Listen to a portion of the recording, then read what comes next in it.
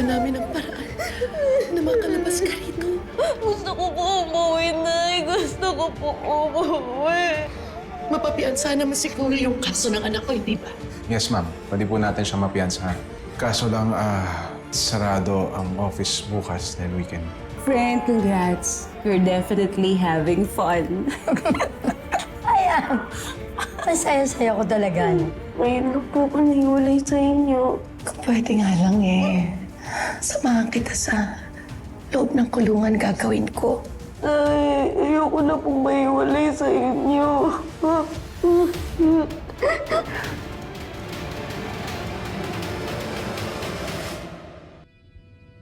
Konting tiis mo na, anak. Kakausapin ko si Atty. Yaban.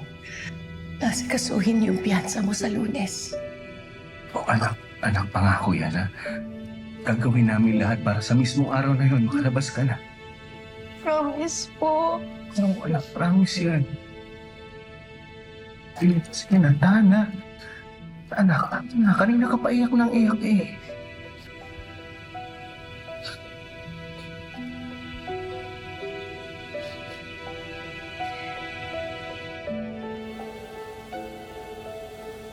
Nakita mo naman yung sitwasyon niya.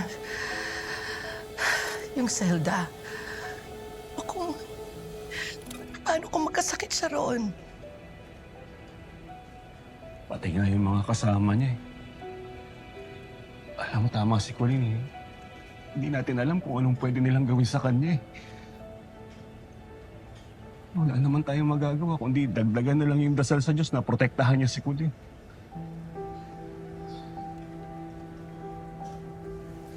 Ang Diyos lang naman talaga ang pwede nating kapitan sa nangyayari ngayon. Manuel, sigurado ka ba? Okay ka lang dito na magstay at samahan si Colleen?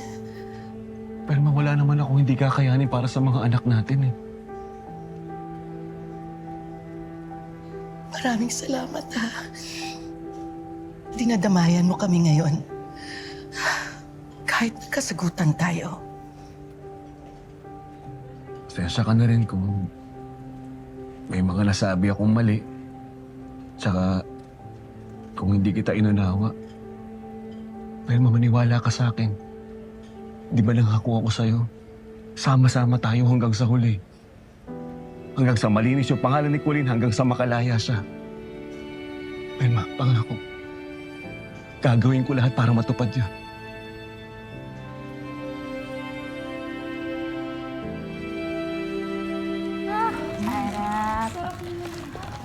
Akin. Oh, thank you dito kay Lynn. Hindi mo naman sinabi na ang yaman mo pala. Oo nga. Kaya-kaya niyang pakain ng buong barangay. Malamang, malakas din ang impluensya niya, mga yan. Paaanda rin ang pera nila, palalayain niyan kahit may kasalanan siya. Ate Belia, makakalaya po ako kasi wala akong kasalanan. Hindi po dahil sa pera o impluensya ng pamilya ko. Hindi ikaw na! Angas mo ah! O ikaw, hanggat nandito ka sa loob, pantay-pantay lang tayo lahat! Oo nga. Yabang mo ah.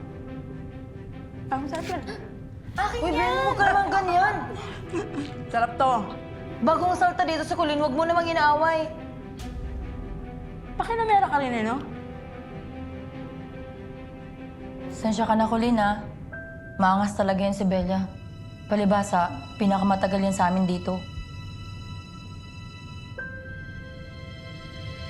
Ay, teka lang akin to! Titignan ko lang! Titignan ko nga lang eh! Damot mo ah! Hanggat nandito ka, matuto ka magsama! Tingnan lang eh! Oh, mga damit pang mayaman! Wow! Ganda! Ganda nito ah! Ganda oh! Sexy ah! Okay to. Sabi dito? Jumper. Ganda. Back to the ang party.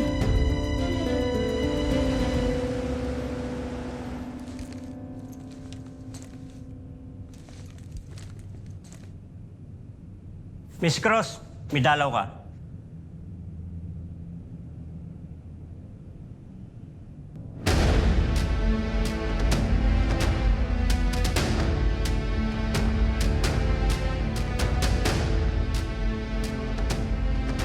Kumusta ako, Lynn? Anong ginagawa niyo rito? Alam mo ba kung anong parusa sa kaso mo? Reclusion perpetua. Habang buhay na pagkakabilang ko. Makakalabas ako dito. Oo. Para ilipat sa City Jail.